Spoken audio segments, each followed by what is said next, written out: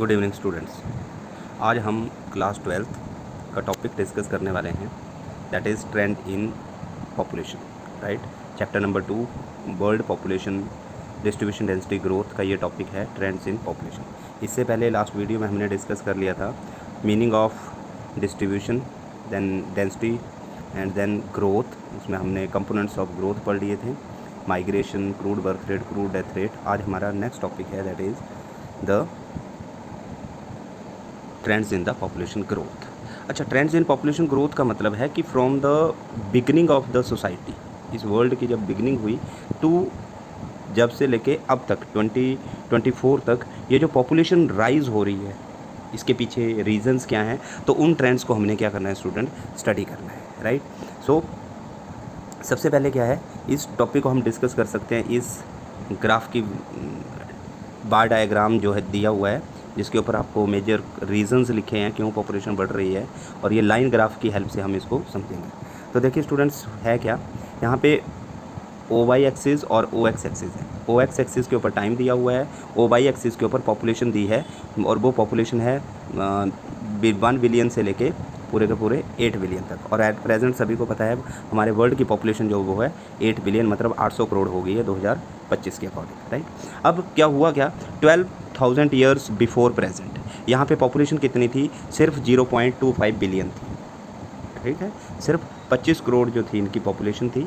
और उस टाइम पे क्यों पॉपुलेशन इतनी कम थी, क्योंकि डेवलपमेंट ऑफ एग्रीकल्चर धीरे धीरे स्टार्ट हुई थी।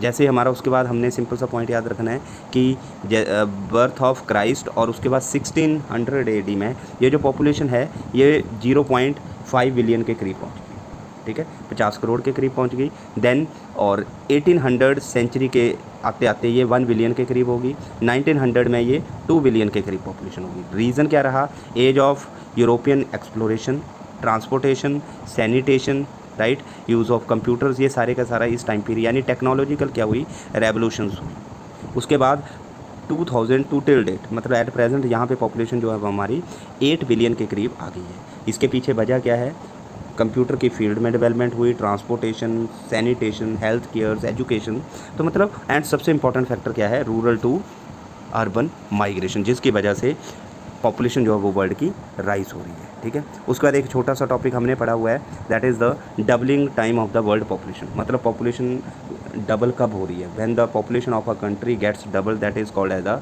Doubling time. तो यहाँ पे डबलिंग टाइम की आपको दिया भी हुआ है, जैसे 10,000 BC में पॉपुलेशन जो थी वो 5 मिलियन थी, उसके बाद 1650 में 500 मिलियन होगी, 1815 में 1000 मिलियन होगी, मतलब 1 बिलियन के करीब पॉपुलेशन होगी, 1930 में 2 बिलियन, और एट प्रेजेंट 8 बिलियन के करीब पॉपुलेशन होगी। तो डबल होने के लिए ऐसे यहाँ पे टाइम दिया है कि पॉपुलेशन को डबल होने के लिए कितना टाइम लग रहा है, ठीक है।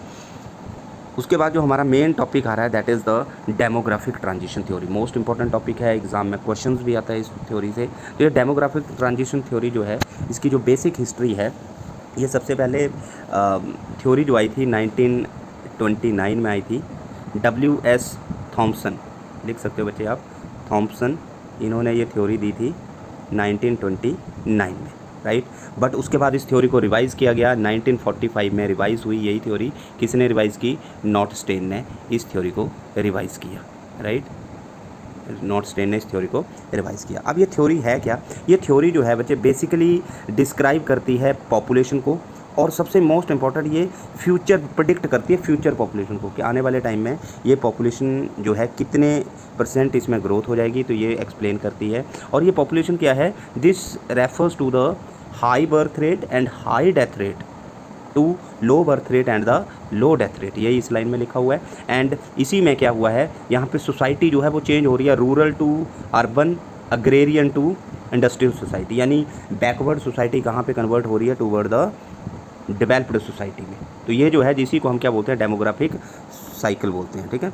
तो इसको अगर हम अच्छे से पढ़ें, दैट इज़ इन्होंने लिखा भी हुआ है, from changes from rural agrarian society and illiterate to the urban industrial and the literate soil society. These changes occur in stages which are collectively known as demographic transition. Point clear हुआ। Demographic transition क्या है, from rural to urban, जब population move हो रहे हैं, illiterate society to literate society, migration की चाहे कोई भी रीज़न हो, लो फैसिलिटी से हाई फैसिलिटी की तरफ, तो इसको हम क्या बोलेंगे, डेमोग्राफिक साइकिल। इसी की वजह से हमारी पॉपुलेशन जो है वो राइज हो रही है। अब सिंपल सा यहाँ पे इस डायग्राम को अच्छे से समझते हैं बच्चे। इस डायग्राम में जूम कर लूँ इसको। अब क्या है यहाँ पे, सिंपल वही बात है, ये ओ वाई एक्सिस है स्टूडेंट्स, ये आपका ओ एक्स एक्सिस है। ओ एक्स एक्सिस के ऊपर इन्होंने टाइम लिया हुआ है एंड ओ वाई एक्सिस के ऊपर CBR crude birth rate and crude death rate, जो कि परसेंटेज में है बच्चे, ठीक है, जो कि परसेंटेज में मोस्ट इंपॉर्टेंट।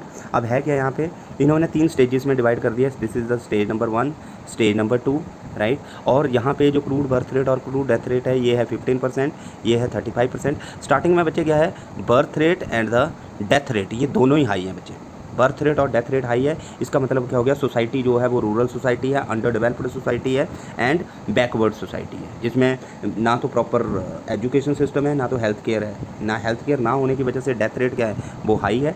पॉइंट क्लियर हो रहा है। और बैकवर्डनेस और इलिटरेसी होने की वजह से जो बर्थ रेट है वो भी हाई है, कोई फैमिली प्लानिंग नहीं है, राइट।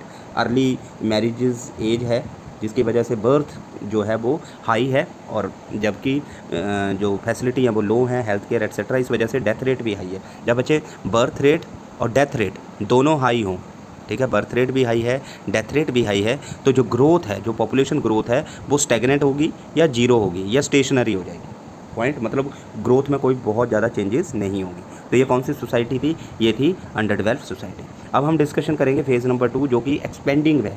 यहाँ पे क्या हुआ, स्टेज नंबर 2 में जो है कंट्री जो है मोर फोकस करते हैं डेथ रेट के ऊपर, यानी सेकंड स्टेज में आते ही डेथ रेट जो है वो डिक्लाइन होती है, but birth rate still high होती है। और धीरे धीरे जैसे ये लास्ट स्टेज, सेकंड स्टेज के लास्ट पॉइंट पे पहुँचते हैं तो बर्थ रेट भी डिक्लाइन होना शुरू हो जाता है। और इसी के बीच में ये जो इंक्रीज़ होती है, यानी मतलब क्या हुआ, बर्थ रेट ज़्यादा होगी और डेथ रेट क्या होगी, कम होगी, जिसकी वजह से ग्रोथ क्या है वो ज़्यादा होगी। तो इसी को बोलते हैं नेचुरल इंक्रीज़ इन पॉपुलेशन। हमने पढ़ा है नेचुरल ग्रोथ रेट क्या होती है, birth rate minus death rate, ये नेचुरल ग्रोथ है, ठीक है, लास्ट वीडियो में हमने पढ़ा है।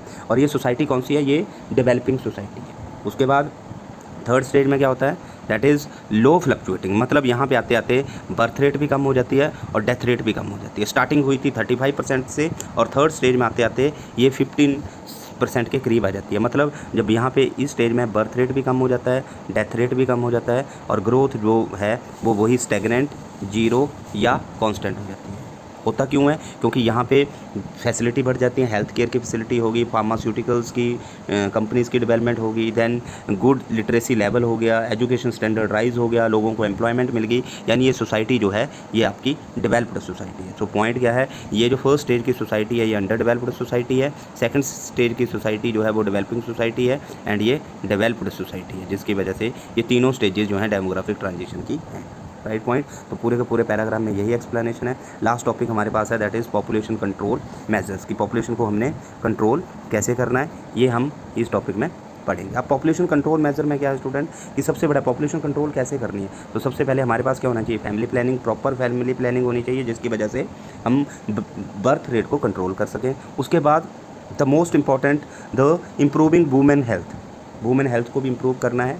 जो प्रोपोगंडा है, जैसे मेल डोमिनेंट सोसाइटी है तो इस प्रोपोगंडा को हमें कम करना है, जैसे कि जो हमारी फैमिली है सिर्फ मेल से ही आगे बढ़ेगी, तो इस प्रोपोगंडा भी ये गलत है। उसके बाद free availability of the contraceptives, मतलब जितने भी बर्थ रेट यानी बर्थ रेट को रोकने के लिए जो कॉन्ट्रासेप्टिव्स यूज़ होते हैं उनको भी हमें फ्री अवेलेबिलिटी प्रोवाइड करनी चाहिए।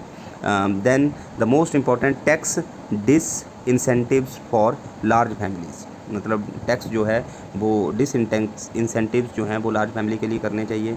फिर उसके बाद हमें एजुकेशन स्टैंडर्ड को राइज़ करना चाहिए, लिविंग कंडीशन होगी, देन हेल्थ केयर को गुड फैसिलिटीज़ जो हैं वो प्रोवाइड करनी चाहिए, मैरिज की एज में इंक्रीज़ करना चाहिए, right, food, good shelter, proper sanitation, ये सारी की सारी चीज़ें हमें प्रोवाइड करनी चाहिए। एंड द मोस्ट इम्पॉर्टेंट, इसके लिए हमें लोगों में एक क्या करनी चाहिए, विल पावर को स्ट्रॉन्ग करना चाहिए, जिसकी वजह से हम पॉपुलेशन को कंट्रोल कर सकें। और इसी में थॉमस माल्थस की एक इम्पॉर्टेंट थ्योरी जो इन्होंने दी थी, that is in 1793, that is the number of people would increase faster than the food supply. मतलब इन्होंने एक यहाँ पे क्या किया है, एक इन्होंने प्रेडिक्शन की है कि एक ऐसा टाइम आएगा जब फूड सप्लाई जो है वो शॉर्ट हो जाएगी और पॉपुलेशन की बर्थ रेट जो है यानी ग्रोथ जो है वो ज़्यादा हो जाएगी। इसकी वजह से क्या होगा, प्रॉपर जो डिमांड है फूड की पूरे कंट्री में वो अवेलेबल नहीं होगी। तो ये बेसिक हमारी मेन 3 टॉपिक थे। The first one is the doubling time, trends in population growth, and the most important, that is the demographic transition and then population control measures. So this is the whole chapter, right? So if you have any kind of doubt बच्चे, तो आप मुझे अपने इधर comment box में डाल सकते हैं अपना डाउट. क्लियर? थैंक यू बच्चे.